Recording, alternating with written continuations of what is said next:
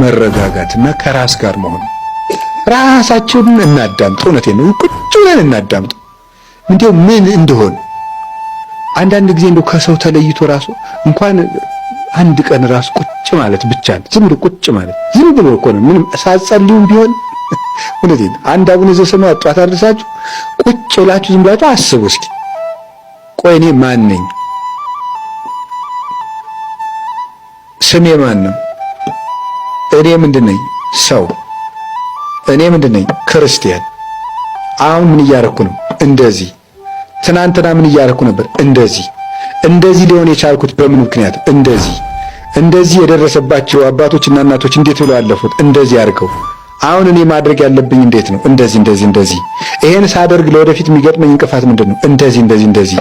ለዚያም ወስደው መፍትሄ ምንድነው? እንደዚህ ብሎ ማሰብ ይፈልጋል።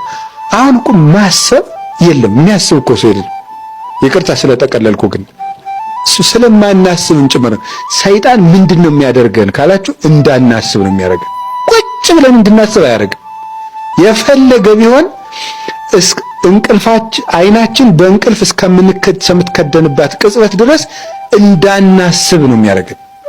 እንዳናስብ እያደረገ መተኛት፣ ከዛ ሳናስብ አድረን መነሳት፣ ሳናስብ ወጥተን መሄድ፣ ሳናስብ ውለን መግባት፣ ሳናስብ አምሽተን መተኛት፣ በቃ መዞር ማለት።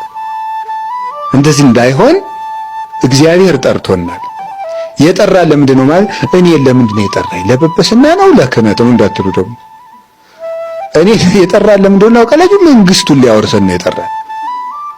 የሹመት ዲቁና ጵጵስና ቅስና አይደለም፣ መንግስቱን ሊያወርሰን ጠርቶናል።